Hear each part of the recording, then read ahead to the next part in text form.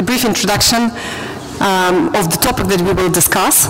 So we have already spoken about the diversity on boards. The topic of this panel is diversity in organizations in general, and how it may impact the company's performance. Diversity is clearly, could be defined as fairness, but some say that diversity is also a powerful driver of performance and innovation. So to prove this, the Harvard Business School conducted a comprehensive research. They looked at, I think, 1,700 companies across the globe of different size and different profiles, and they investigated the relationship between diversity of these organizations, enablers for diversity, such as leadership support for diversity, and the innovation outcome. So the interesting result was that the most diversified companies also had the better fresh revenue mix in their portfolio, meaning they were more successful in bringing innovation. In fact, it also turned out that such companies had both 19 percentage points higher innovation mix and 9 percentage points higher EBIT margin. So now question to the audience.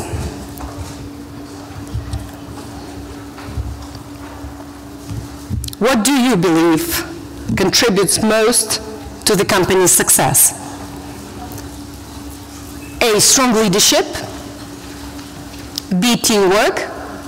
C, diversity, which we discussed today. C, corporate culture and values. E, corporate governance. E, F, other factors.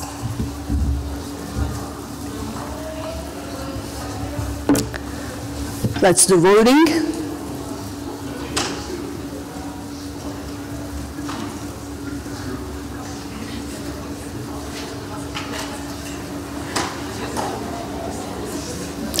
I wonder if C works, actually. Or are you missing the button? Because just to remind you, that's the topic of our discussion today. Okay, so the clear winner for this question is D, corporate culture and values. I'm sure the moderator of this panel has a challenge, and we'll ask the question to her panel members. I have a pleasure to introduce the moderator of the final panel, Yulia Kovaliv, the head of the Office of the National Investment Council. So, Yulia, the panel is yours. Thank you. Thank you, ladies and gentlemen. And I think I have two challenges. First of all, it's the result of the voting, and the second is that we have a panel just before the lunch. So I think we need to be rather efficient on what we want to deliver and how we want to build the discussion, but because I think everybody is looking for lunch, so that is a challenge also for us. And I would like, first of all, to introduce our panel. I would say it's not much diverse as the third panel, but I'm still happy that we see a diversity in all of the people hearing this discussion. That is a good thing, that it's not only the women club here who discuss the diversity among ourselves, but it's also how we can bring the discussion and then benefit from that discussion. And then I will come back with some of the figures we still face here in Ukraine. But first of all, I would like to introduce our panelists. I will start with Barbara Stewart. Barbara is the member of the advisory board of the Kensington Capital Partners. She's working now for the company based in Toronto. And actually, I would say for Barbara, maybe she's modest, but I would say that in 2017 she was named as one of the Wealth Professional Canada's Women of Influence. And that will be very interesting for us to hear from her experience in different countries with different cultures, how to drive that diversity and how to achieve for women to promote that kind of the diversity in different countries, in different businesses. Then I would like to introduce Emily Danbar. She is a managing director, member of Valiant Society Relations for CFA, and I think Emily contributes a lot to our broader diversity agenda within the CFA community globally. And I think we will have today a chance to know more how the CFA is driving the diversity agenda among its members, and who are the members now, and how the trends are moving on. I would like to introduce Paulina. Paulina has a very diversified experience of leading the companies in Poland, in UK, and in Middle East, and I think it's a very great chance to explore the cultural diversity and the gender diversity in different cultures. We have some of the I would say prominent cases of the gender diversity, and what's important about our key topic of the panel, it's about the success in business, and I would like to introduce Svitlana Dryhush, who is the investment director for Horizon Capital, I would say the biggest private equity fund in Ukraine, having long years of successful track record. And I would like to finally, I would like to introduce Mikhail Merkulov, the General Director for Arricano Real Estate. I think being only one man on this panel, you have a very honored role to speak about your experience on building the diversity in your company. So welcome our panelists.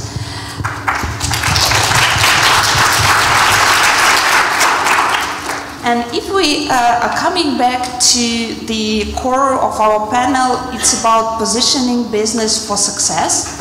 And of course, the success of business, whatever it's measured for particular companies, it's still one of the greatest mission of doing business.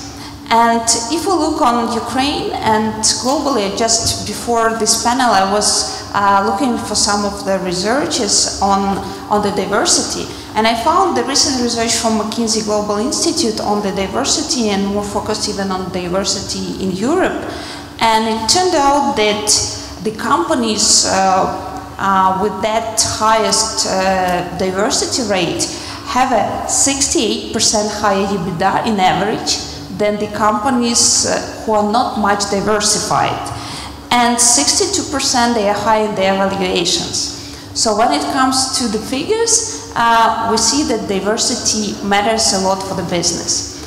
And if we are coming back still to Ukraine, I was just looking on the ratings of the CEO position, the top CEOs and the top companies in Ukraine, and saw that around 150 top CEOs in our country, little more than 20 are women.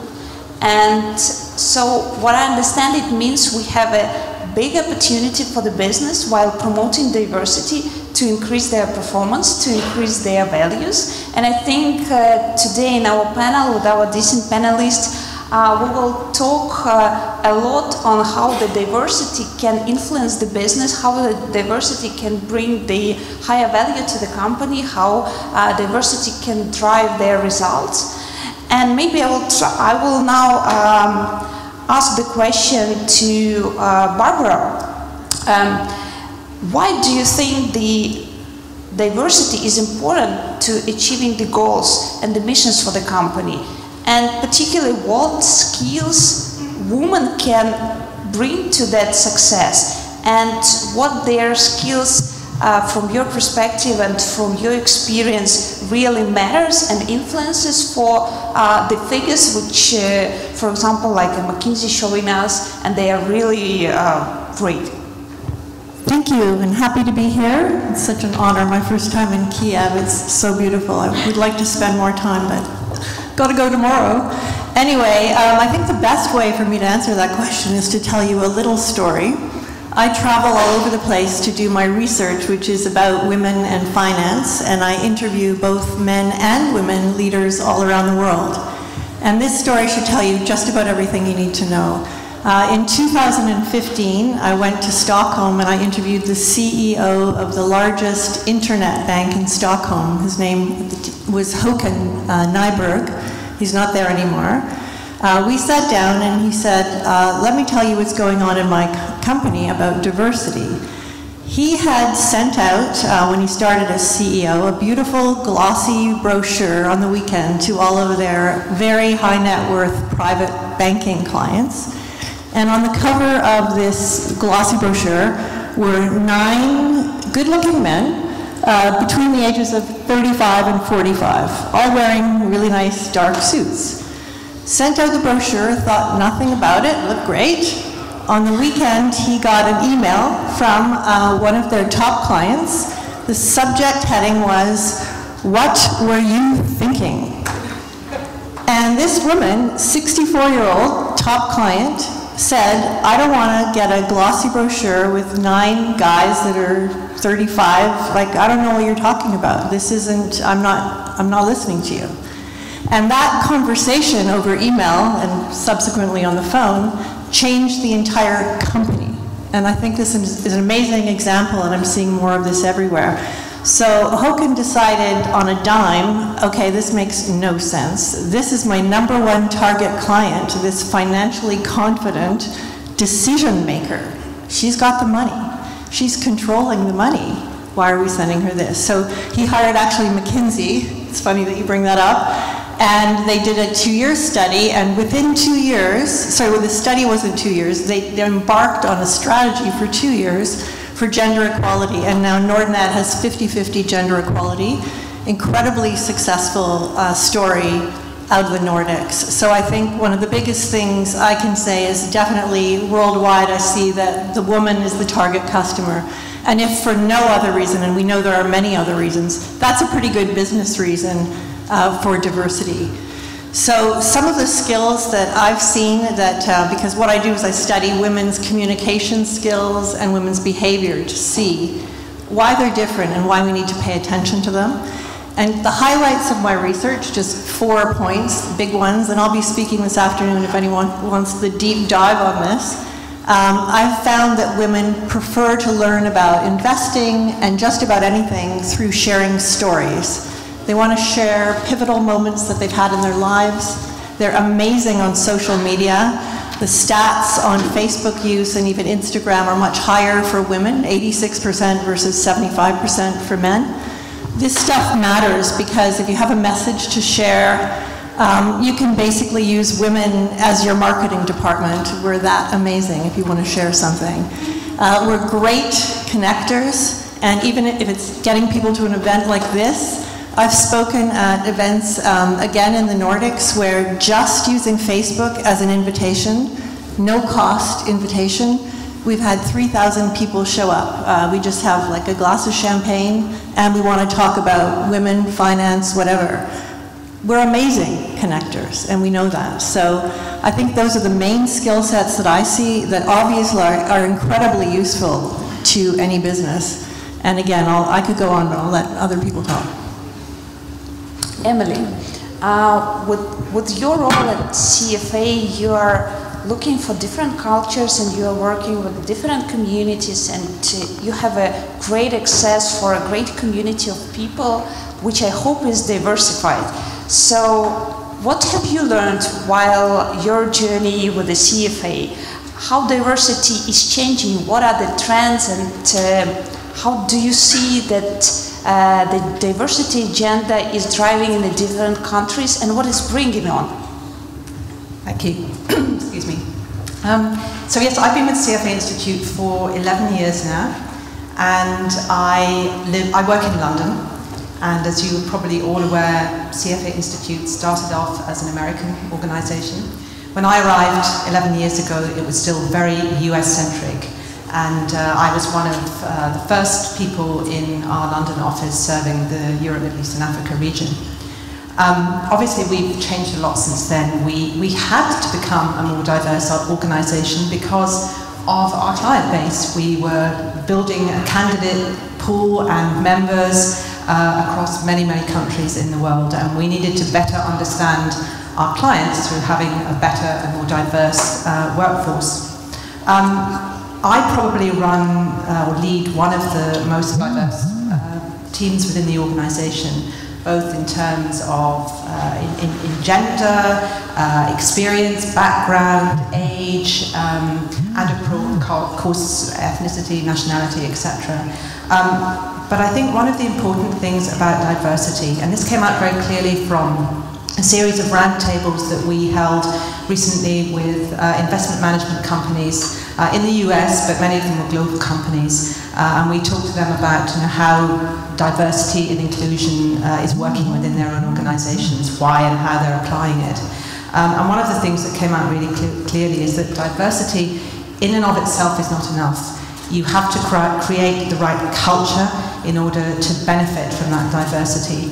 And so I think that a lot of what's really important is building a sort of inclusive culture, recognizing and embracing difference, and inviting and encouraging and finding really practical ways to encourage people to contribute and speak up, regardless of what their cultural norms may be, regardless of what their backgrounds are. That's really, really important. I think one of the greatest strengths of my team is its diversity, but it takes a lot of work to really leverage that diversity to the ultimate benefit of the business. Thank you, Paulina. You're now working in Middle East, and if we look on the thing of diversity with more broader scale, not only the gender diversity, but diversity of experience, diversity of cultures, I think you have that a good and unique experience of working in the Middle East, where the culture is changing. For the recent 10 years, we see how much the attitude not only to women changed in the Middle East in general. At least they can now drive a car, go to the football player, and can board and the other stuff. But what are you observing in terms of diversity in a more broader scale? What is happening in the Middle East, and how do you think this trend of more diversity of culture, background, skills, age, and gender are bringing the value to the companies? Thank you very much. This is a great question, and thank you very much for having me here. It's an absolute pleasure.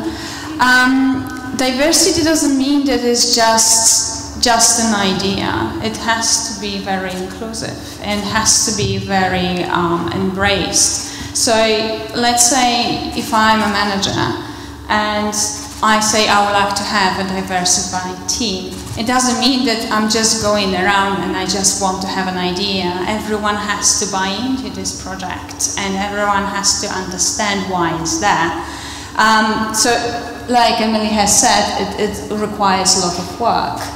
However, what I have seen so far from my experience being in London and being in the Middle East and in Poland as well, where women are more empowered to speak, but not only women. I can see the people, especially right now we have boards which are more inclusive. What it means is they are also diversified by gender, but diversified by age. What I mean by this, we need to include millennials into our portfolios as well. They are playing a great part of our clientele, especially in hospitality where I work, and that's why we need to address their needs and address their skill as well. They are very transient, and they are very they want to have an accountability. So I think these two main factors are that we need to nourish and embrace is accountability for tasks and also motivation.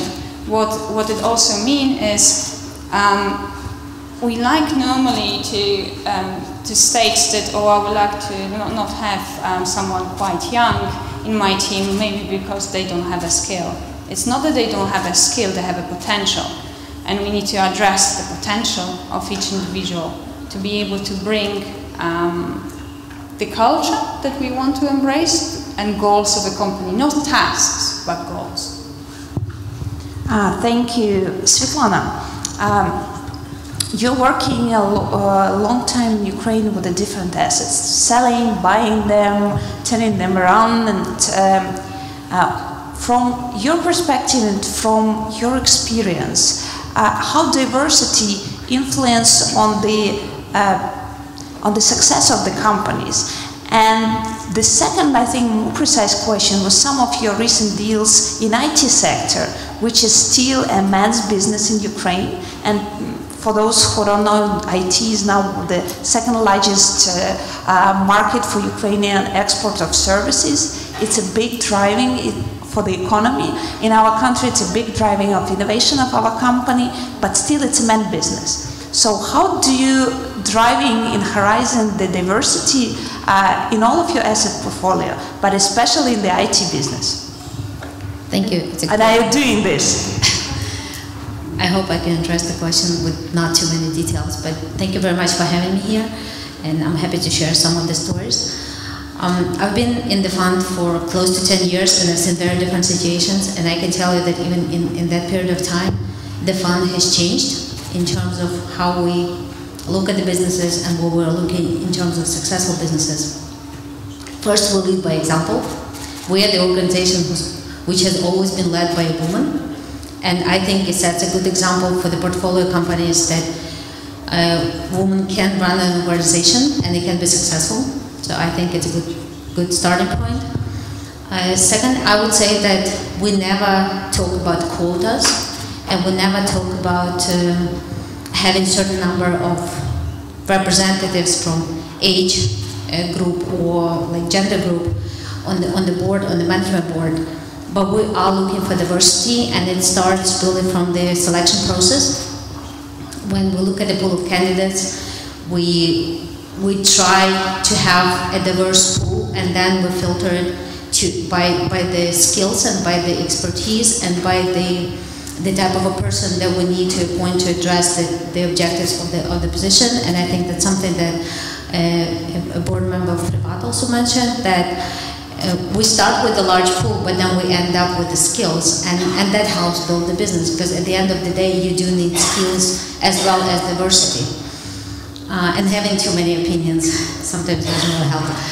But we're trying to have kind of open mind on that. Then I would say we try to encourage growth within. And as you may imagine, in some of the businesses that are run by the management who's been with the company for 20 years, it's hard to bring that change. In the IT sector, it's probably much easier to bring that change, because in the IT, it's typically a very open-minded set of people who are running the business, and they're very, very technological in a way, and they're very modern.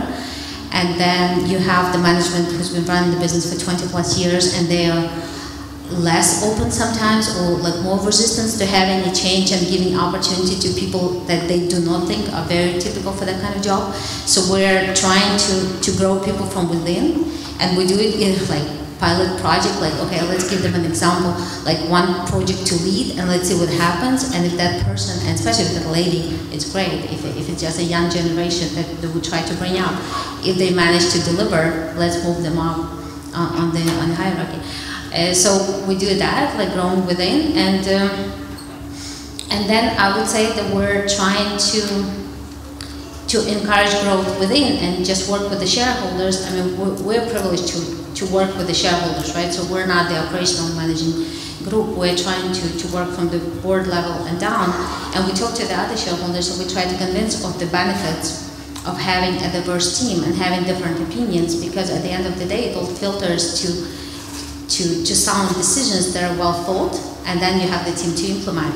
And we did a study, we actually did a quick scan yesterday in terms of diversity we have in our portfolio companies, and it was very interesting that I thought we have like maybe 10% of women, because usually when you go to the board, you don't really see a lot of women. But we actually went through board level and then top management and -1, and we have between 25 and 45%. And our portfolio is performing great, so I wouldn't say that McKinsey statistics can be confirmed by our portfolio, because we're performing great, and therefore there is no like major correlation, like bad performing company, less diversity, because we didn't have these examples at all. But overall, I was pleased to see that in our companies, at the end, we have quite a big proportion of women in the management positions, and we're trying to support that. And coming back to IT, I mean, one of our biggest IT-related investments, we have the second or the first most important person, and definitely a key decision maker being a woman, and that company is growing ahead of the market and doing the news lines in the past few weeks in this country. So I don't know if I addressed the question. I think the last of your sentence about the woman in IT driving better than the market, it's a good example of how it can influence for the result. Mikhail, and is the diversity in your company on the agenda? And so, if yes, I hope yes, because you are here on the panel to speak. What is that? What are the things that you're working to promote diversity in your company? First of all, thank you for inviting me to make this panel a little more diversified. I will talk more about practical issues of diversity, and I will divide it into two things. First, gender diversity, and second, cultural diversity, because I think they are sometimes equally important, sometimes differently important. Most of my career I spent in multinationals, US and European companies, and gender diversity was never an issue. Yeah. And it was never a question for me that I'm looking for gender different people, because usually as a leader you are looking for the set of skills. And now in my present company I'm personally interviewing everybody coming to the company, because we have a very lean staff and a lean structure. And coming to this panel, first time in my life I calculated what's the ratio, the gender ratio in Arricano. And just to give you an example of the nature of our business, we are a full-scale company working in real estate, from actually working with the greenfield land plot to managing the property. Yeah, so we're full scale of historically male professions like engineers and technicians, and historically ladies professionals like accountants and then secretaries. So, funny enough, I have took the executive team and the management team. So in the executive team, I was really astonished to find out that we have absolutely proportional team. We have 50-50 ratio, men and women. That was a surprise to me. So I never calculated, I never had an idea. It was harmonical, but equally having 50-50 is just fantastic. And the surprise was with the management team, because there the ratio was 60-40, and the winners were ladies. Ladies occupy more managerial positions in Arricano than men. And interesting enough, all of our mall managers are ladies, and most of their line staff are men. And our malls perform fantastically. If we actually fit in the statistics of McKinsey and other researchers, because we are outperforming the market. Disregarding the situation in Ukraine, we are showing double-digit growth of our revenues, third year in a row. Last year, for example, we grew around 20% in dollars. And please pay attention that we are not exporting anything. Yeah, we are working with the limited space that we are renting out, and we are helping our tenants to increase turnover. So basically, we are dependent on Ukrainian economy. Retail is growing 7%, has grown last year 7% in hryvnias, and our revenues in the same market have grown 20% in dollars. So I'm not attributing that totally to the gender diversity, but I'm totally sure that some part of that can be attributed. And the second thing is the cultural diversity, and here we have a phenomenal situation in our company, because we have people of different ages, So we have the youngest people, somewhere early millennials. And these millennials, you know, you work with them. If they don't enjoy, they leave. They say, well, you know, I don't have fun coming to work in the morning, so I leave. Do you have any place to live? No, but I will think about it. Come on. And we are quite culturally diverse because our major shareholder and investor is Estonian individual, because we are largest Estonian investment in Ukraine. And in Estonia, you know, there is a specific culture. It's not totally like German. You know, jokes about German culture. I've seen once a cup where there's written funny facts about Germany. No fun in Germany, go back to work. Yeah. So it's not like that in Estonia, but attitude to work is similar. Yeah. So how you can actually combine the culture suitable for millennials, yeah, with the strong historical impact of Estonian investor and Estonian team. Yeah, this is quite a challenge. And at the same time, for example, Estonian influence or UK influence, because we're listed on AIM and we have independent directors from UK, it gives strong impact on the company, because from these guys we are taking the examples of work ethics.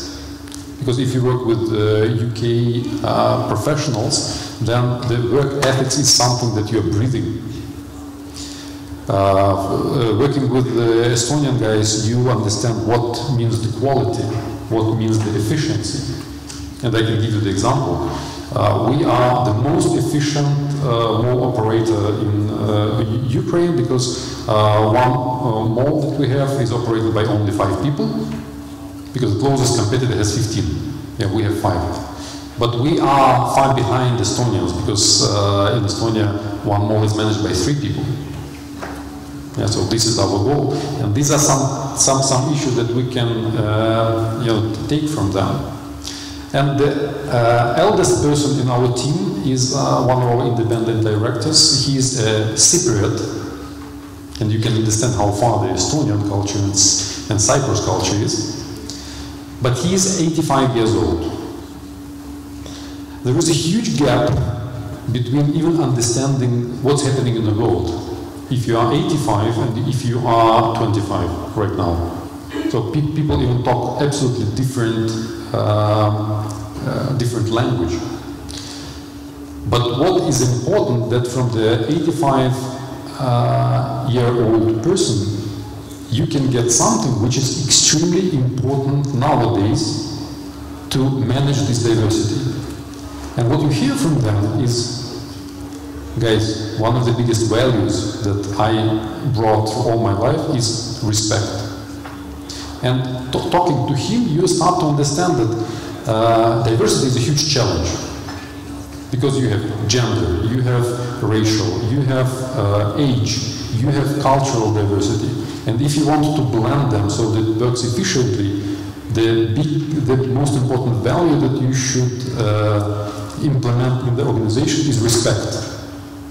If the millennial would respect the old person who, you know, cannot set up his phone, yeah, then real efficiency comes to your organization. And the challenges that we have connected with the diversity is not only in different skills. It's about managing conflicts, because diversity, it is bringing conflicts into organization, and not only functional conflict, but also personal.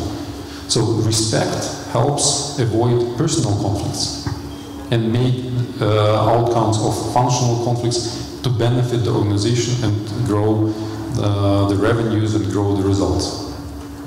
So I can speak really a lot about practical efficiency of diversity, and I can say that the more diverse is the organization, the more opportunities it has.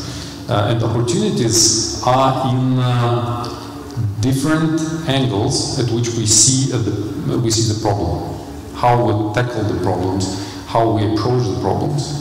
So if you can really make it efficiently, then the organization will be very effective. Thank you, Mikhail, but still I cannot just forget the first results of your voting. So still it's a challenge for our panel, and I would like to come back to that result. What we saw, the corporate culture and the values were ranked as #1 in terms of the contribution to the company's success.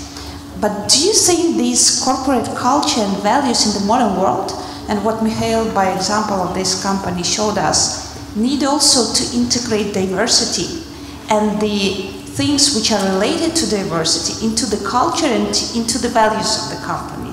And whether your companies, is just my question to all of the panelists, and whether your companies or institutions where you work in actually involves the diversity thing into the culture and into the values. And is it possible now in the modern world just to ignore that? Yes, thank you. I'd be very happy to speak to the CFA Institute perspective. Actually, one thing I'd like to say too is that it's been very interesting for me observing the whole Women in Investment Management initiative, which was a grassroots effort. It actually wasn't CFA Institute that started the Women in Investment Management initiative. It was members, very active volunteers, women who were frustrated by the slow pace of change as they saw it within the investment management industry, and wanted to try to do something to shift the figures a little bit. But that really prompted CFA Institute to take a look at itself, and of course we're very different. We're almost a mirror image of the investment management industry. We have, I think, 62% women employees and 38% men. Those ratios do change a little the further up the organisation you go, and that's probably something that we will continue to look at. But it did prompt us to look at our own, to take a good look at ourselves. And in fact, we've done quite a lot of work over the last couple of years to really try to implement some good practices with the help of some consultants. And to get our staff really involved in that process as well, because there's a lot of good research coming out now, and so actually we're doing some of it ourselves to identify some of the ways in which you can change corporate culture. And really, diversity is a big part of that, and it's terribly important for us because, as I said right at the beginning, we are a global organisation with a very, very diverse membership. So I think, yes, we've done a lot. We've implemented targets. We have set up business resource groups. So those are employee-led groups within the organisation who are really there to help develop strategy and make recommendations to leadership on the strategies that we should be adopting around diversity. We've implemented some best practices in our recruiting processes. And then we have a whole raft of other things that we've done, including the review of pay, taking a look at gender diversity in pay and gender. We've looked at taking a look at our pay through the lens of gender diversity. So we've done quite a lot of things. It's very early days for us. We really only started this work a couple of years ago. We've also, with our leadership team, we've set a target of 30%, which we've met actually, for women on the leadership team. You might say, why 30%? Why not 50%? And I think that would be a very good question to ask. But we've certainly made some progress in that respect, and we believe it's very important for our business. If I may add to this, I think that culture is the result of diversity, and it can be changed as a result of having different people in the team. And I mean both gender diversity, age diversity. I'll just tell you one story that I had in my personal experience as a board member in one company. I think we had like 7 people on the board, and we had two ladies and we had 5 men. And there was this practice, before I joined the company, there was this practice that after the board, men would just go to a different room and they would smoke a cigar. And then they would say, oh, it's so sad you're not joining us. And I was like, of course I'm not joining you, because this is something I'm not doing, and I can't just be in the room full of smoke. I just cannot stand it, right? So by now, there is no smoking. I mean, there's other activity that involves all 7 members of the board, and we can have a meaningful discussion and personal discussions or business discussions, but at least now it involves everyone. But how we got there, not by just standing and sitting in the room with full smoke, but just saying about it, that, you know, the way you are doing is not wrong, but it excludes me. And if you want me on board, then you have to change your behavior. And it goes at every level. I mean, this is just one practical example, but it goes at every level. It goes from the tone of conversations during the kind of the management meetings, from the tones of discussions, you know. There are certain companies when they have this special way of handling the management boards, right? And when you step in, you try to change that so that it's comfortable for everyone to be in that room. And that happens only when you stand up and say it. And I'm not talking about like women being treated specially. It's more about like age difference, cultural difference, and the culture of the company can change. And we've seen these examples, successful examples, only when you stand up and say it. Can I give you a stark example of that? The smoke just reminded me, I've been in the industry a long time, and I started my career in a trading room, and probably you know what that environment's like. And I was trading FX, foreign currency, which was known as the cowboy's desk, right? So there I was in my late 20s, thinking nothing of, you know, getting comments on my legs, being patted on the bum, whatever. It was just what we did all day long. And I visited the same trading room, I guess it's 25 years later, a few weeks ago, and it was fascinating for me because I wondered, you know, how much has the culture of a trading room changed? This is a Canadian example in Toronto for Bank of Montreal. And I was happy to see that they now have a zero tolerance of harassment policy, and it actually works, like 100%. So the leadership obviously affects the culture, but it can change on a dime. And I think that's what we need to remember, that sometimes, even though this kind of strange environment has persisted for years and years and years, and nobody really thought much about it, and all of the management participated in the same way, if you get a really strong leader and they just go, you know what? Women, what they would like even more than flexible hours is maybe not to be harassed when they're at work. Maybe we could make more money if they're not being harassed every 2 minutes. So they changed it, it worked, there's zero harassment, and they're still making lots of money. Stark example, true. And actually one more thing, I just was sitting and listening to the previous panel, and there was a big discussion on the issue that you need to build diversity, but still the company and the management and the board still need to be a professional and still need to be qualified for the first position. And there was like a good examples when if you have the application procedure for the board, there are 70 people, only 10 applications are from women. And actually that's what Barbara was saying about selling it and telling it about stories. I will share my story. When I was 25, I had a daughter, she was 9 months, and I was applying for the